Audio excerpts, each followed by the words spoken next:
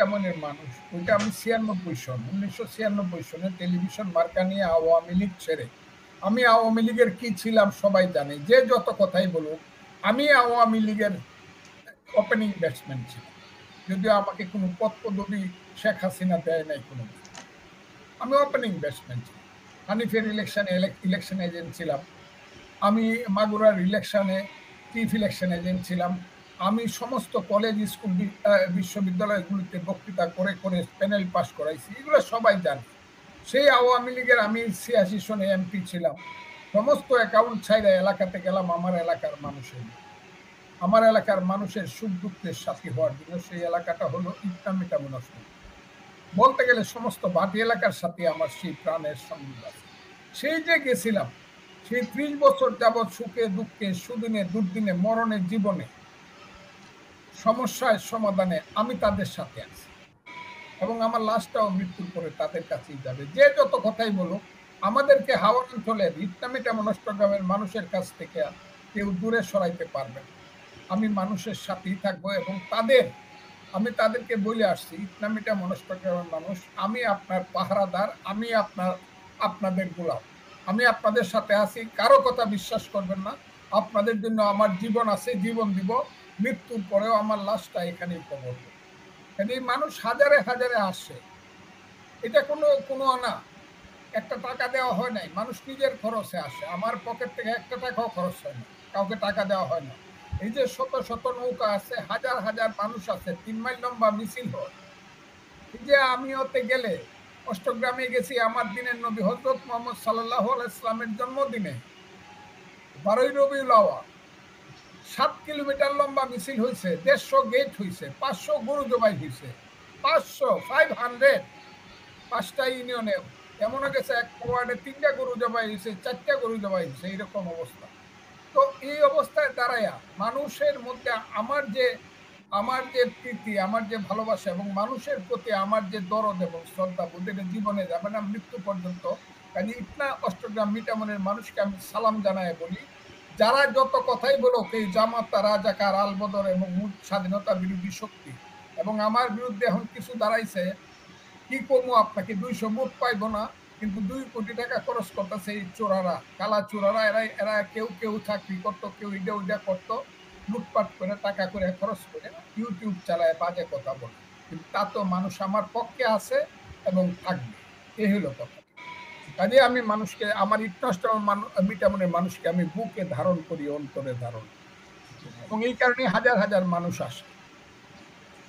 আপনি একটা কঠিন সময় পার করেছিলেন, আপনার বাসার সামনে কতিপয় 4-5 জন তরুণী দাঁড়িয়ে আপনার বিরুদ্ধে স্লোগান দিচ্ছিল। পরবর্তীতে এর আগ থেকে আপনি এই অনুষ্ঠানেও বারবার বলেছিলেন যে কালো শক্তি জামাত শিবির আপনার বিরুদ্ধে নানাভাবে অপপ্রচার করছে, আপনাকে বিএনপিতে প্রশ্নবিদ্ধ করার চেষ্টা করছে। আপনি ছিলেন বিএনপির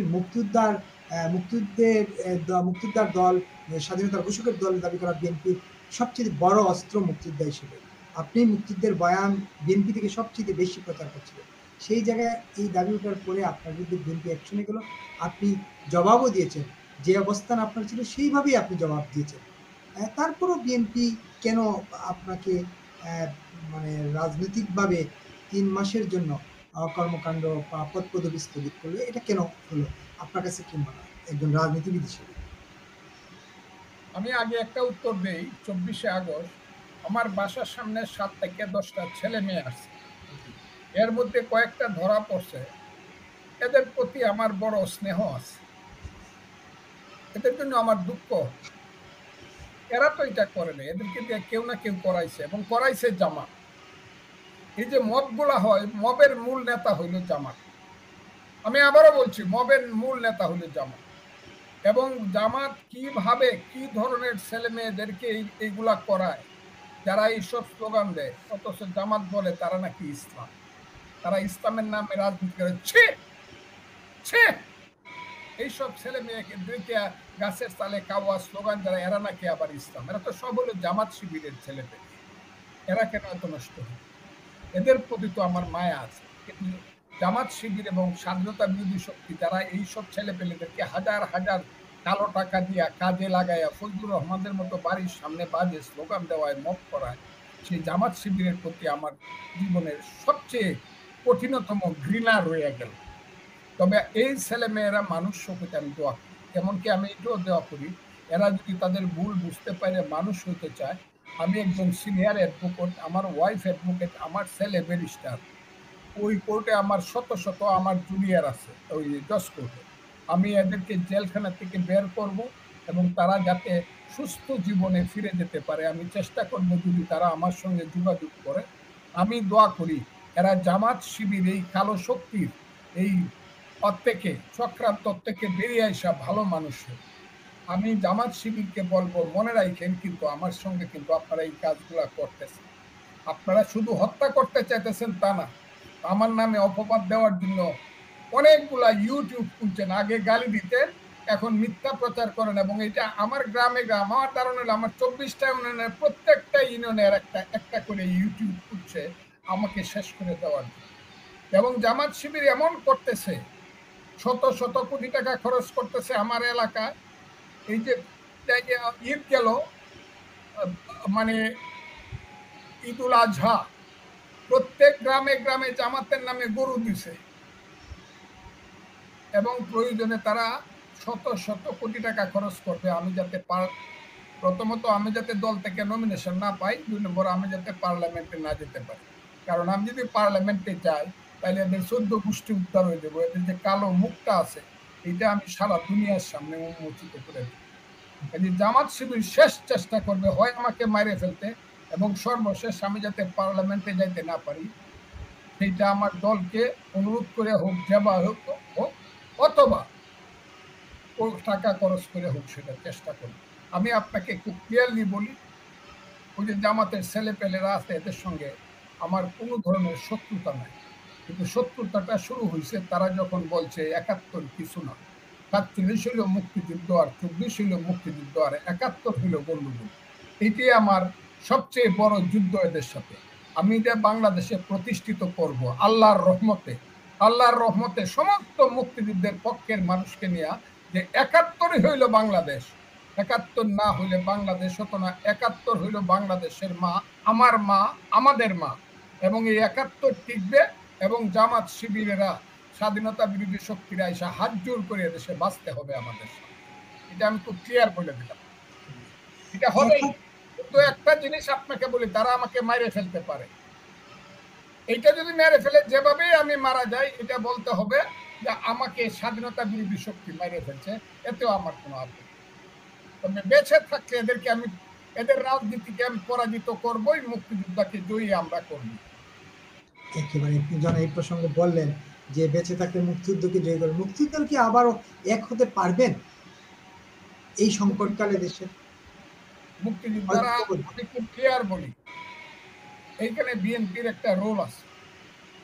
বিএনপিকে আমি, আমার দল আমাকে 3 মাসের জন্য সাময়িকভাবে তারা স্থগিত করছে আমার পদ, তারপরে আমি তাদেরকে ধন্যবাদ দিব, সিদ্ধান্ত নিছে, আমি মানছি।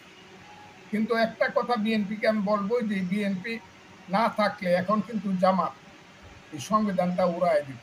বিএনপি কিন্তু সংবিধানটাকে রক্ষা করে যাচ্ছে, সেই জন্য বিএনপির প্রতি আমার মারাত্মক ধরনের আস্থা এবং সম্মান বোধ আছে তার নেতৃত্বের প্রতি। বিএনপিকে এখন শুধু একটা জিনিস করতে হবে, নদীর উত্তর পারে মুক্তিযুদ্ধ আর দক্ষিণ পারে কিছু না, এটা বললে হবে না। বিএনপিকে নির্দিষ্টভাবে বলতে হবে, বিএনপির যিনি প্রতিষ্ঠাতা তার নাম শহীদ প্রেসিডেন্ট জিয়াউর রহমান, এবং জিয়াউর রহমান সাহেব ছিলেন মুক্তিযুদ্ধের মেজর জিয়া। সেই মেজর জিয়া বলেছিলেন, I major Zia do hereby declare the independence of Bangladesh on behalf of our great leader Bangabandhu Sheikh Mujibur.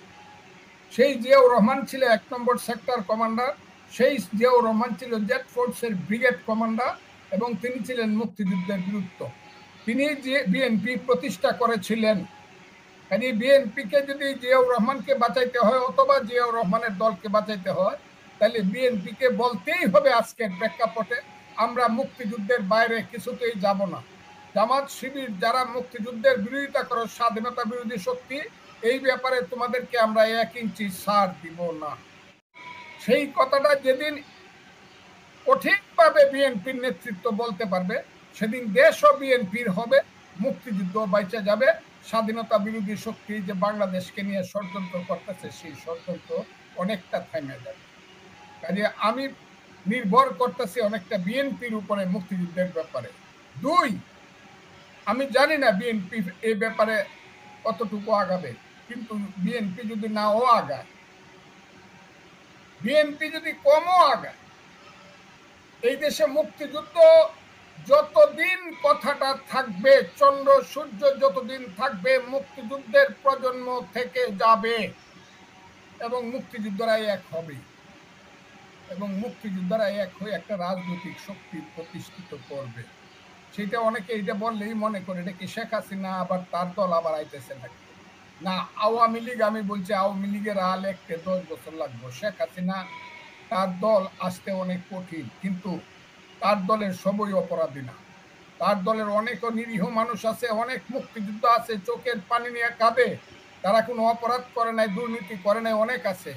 এর বাইরে অনেক সাধারণ মানুষ আছে, শিক্ষক আছে, মাস্টার আছে, ডাক্তার আছে, সমাজকর্মী আছে, ক্ষেতের কৃষক আছে, মাটি কাটার শ্রমিক আছে, গার্মেন্টস কর্মী আছে। এরা মুক্তিযুদ্ধে বিশ্বাসী হইল 95%। কাজে মুক্তিযোদ্ধাদের দল থেকেই তবে যাবে এবং শেষ পর্যন্ত কেউ যদি না করে, মুক্তিযুদ্ধ নিজের প্রয়োজনেই তাকে বাঁচিয়ে তুলবে। কথাটা খুব ক্লিয়ার। তার দলের সবই, কথাটা খুব ক্লিয়ার। তার দলের অনেক নিরীহ মানুষ আছে, এর বাইরে অনেক সাধারণ মানুষ আছে, শিক্ষক আছে। জি, আমাকে শোনা যাচ্ছে?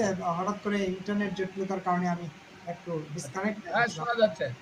আমি কথা শুনছিলাম, আপনি বলছিলেন, আমি অনেকগুলো কথা শুনছিলাম, আমার ইন্টারনেট কানেক্টেড হতে ব্যস্ত করছিলাম। যে আপনি বলছিলেন যে বিএনপি সংবিধান রক্ষা করেছে, এটা একদম এখন পর্যন্ত খুব দৃশ্যমান যে বিএনপি সংবিধানের ব্যাপারে তাদের অবস্থান খুবই। কিন্তু মুক্তিযোদ্ধাদের যে এত হেনস্থা করা হচ্ছে, এই জায়গায় বিএনপির কোনো শব্দ নাই। আপনার পরপরই লতিফ সিদ্দিকী আক্রান্ত হলেন। লতিফ সিদ্দিকীরা কোনো যুদ্ধ করতে যান নাই, কোনো গোপন মিটিং করতে যান নাই, কিন্তু মোবাররা তাদেরকে আক্রান্ত করলো এবং তারা সংবিধান নিয়ে কথা বলছিলেন। সেখানে একজন বিশ্ববিদ্যালয়ের অধ্যাপক ছিলেন, হাফিজুর রহমান কার্জন ছিলেন, আরও অনেকে।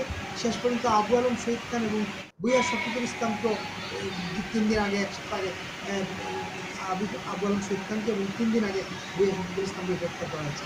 এই তাদের বিরুদ্ধে সন্ত্রাস দমন আইনে মামলা হয়েছে।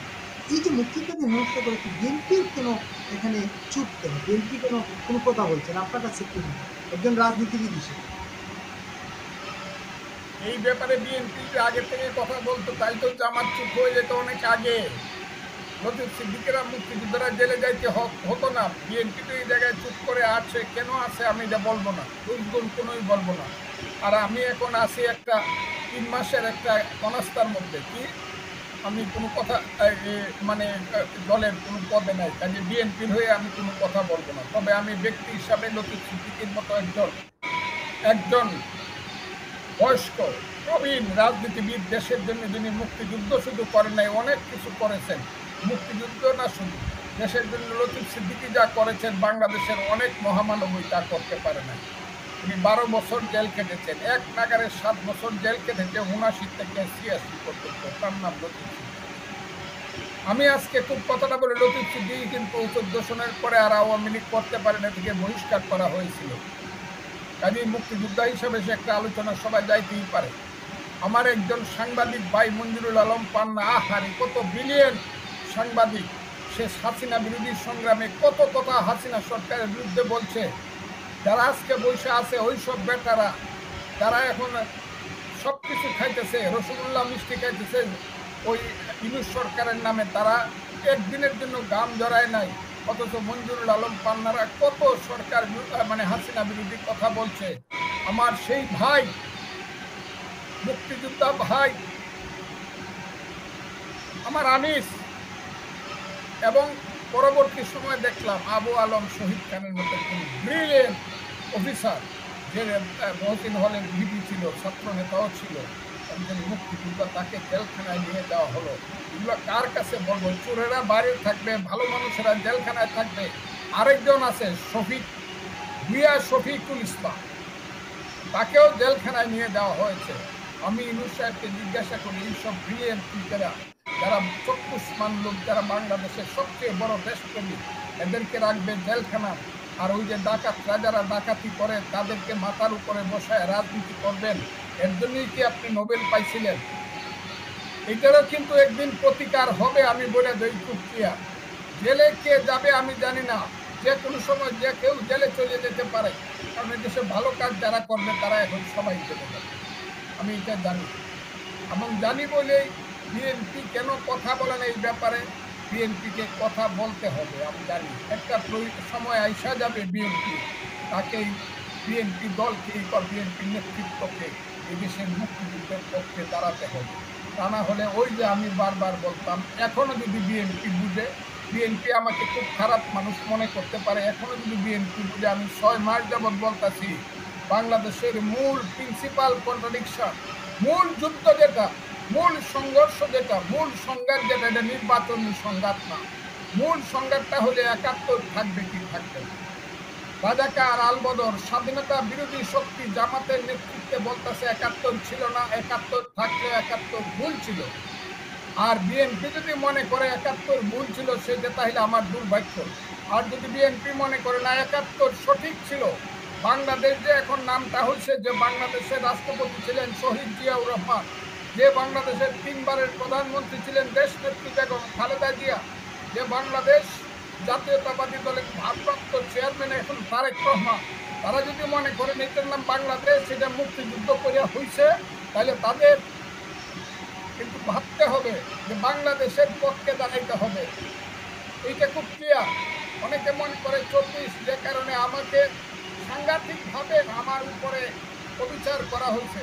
হ্যাঁ, 24 আগস্ট, 24 সনের আগস্টের 5ই আগস্টের 2টা রূপ, আবারও আমি বলি 2টা রূপ। এর প্রধান রূপ হইল গণতান্ত্রিক রূপ, যে গণতান্ত্রিক রূপের নেতা ছিল তারেক রহমান, নেতৃত্বের দল ছিল বিএনপি। 15 বছর যাবৎ বিএনপি জমি চাষ করছে, জমিতে চারা রোপণ করছে, জমিতে তেল দিছে, বীজ দিছে, জমি পরিষ্কার করছে, ধান হলুদ করছে, আন্দোলন 15 বছর করছে। হাজার হাজার বিএনপির কর্মী জেলে গেছে, শত শত কর্মী বিএনপির হারিয়েছে, লাখ লাখ কর্মী নামে মামলা হয়েছে। সেই বিএনপি ফিল্ডে তৈরি করছে। এটা 5ই আগস্টের গণতান্ত্রিক রূপ। একদম 5ই আগস্ট পর্যন্ত বিএনপির কর্মীরা সবচেয়ে বেশি মারা গেছে। আমার জানা মতে একটা থানাতে, ঢাকার একটা থানাটার নাম বলে সব মিললে যাত্রাবাড়ি এলাকা, যেটা ডেমরা এলাকা, সেই কয়েকটা থানা মিলিয়া 100-র উপরে লোক কর্মী মারা গেছে শুধু বিএনপি। বিএনপি আন্দোলনটাকে গণতান্ত্রিক রূপে প্রতিষ্ঠিত করার জন্য আন্দোলন করছে, জীবন দিছে গণতন্ত্র আনার জন্য। আর 5ই আগস্টের আরেকটা রূপ হইল ষড়যন্ত্রের রূপ, যে কথাটা বলার জন্য বিএনপি আমার উপরে এই বিচারটা করছে। সেই ষড়যন্ত্রের রূপ হইল তাদের বাহিরে তারা গান গাইতো, পূর্ব দিগন্তে সূর্য উঠেছে, রক্তলাল রক্তলাল, একটি ফুলকে বাঁচাবো বলে যুদ্ধ করি। এমনকি তারা বঙ্গবন্ধু শেখ মুজিবুর রহমানের ভাষণ বাজাইতো, এবারের সংগ্রাম আমাদের মুক্তির সংগ্রাম। এরা ছিল প্রতারক, এরা ছিল মুনাফেক, এবং এরাই ছিল 5ই আগস্টকে ভিন্ন খাতে প্রবাহিত করার জন্য পরবর্তী সময়ে তারাই বলল জামাত ছিল এদের ভ্যানগার্ড, শিবির ছিল ভ্যানগার্ড। এই জামাত এবং শিবিরের ভ্যানগার্ড হওয়ার একমাত্র কারণ ছিল বাংলাদেশের স্বাধীনতাকে হত্যা করার জন্য, 71কে ভুলিয়ে দেওয়ার জন্য 5ই আগস্টকে তারা ব্যবহার করছে। এই কথাটা আমি বলবো, এতে যদি আমাকে দল এক্সপেল করে দেয় আমার কিচ্ছু করার নাই। জামাত কিন্তু বিএনপির মতো গণতন্ত্র করার জন্য তাই তো তারা ভোটে যাইতো, ভোটে যায় না কেন? কেন সংস্কারের কথা বলে? কেন তারা বলে বাংলাদেশ থাকবে না? কেন পাকিস্তানের মন্ত্রী, প্রধানমন্ত্রী, উপপ্রধানমন্ত্রী আইলে মনে করে আমাদের মামুর বাড়ি থেকে বড় মামা বড় চাচা আইছে? কেন তারা পাশ করলে পরে ডাকসুতে পাশ করলে পাকিস্তানে কেন আনন্দ মিছিল হয়? পাকিস্তানের জামাত ইসলাম কেন গেট করে আনন্দ মিছিল করে, রসগোল্লা খায় বা তারা তাদের মতো করে খায়? এর কারণ হইল তারা পাকিস্তান চায়। ওই 2টা রূপ আমি বলছি।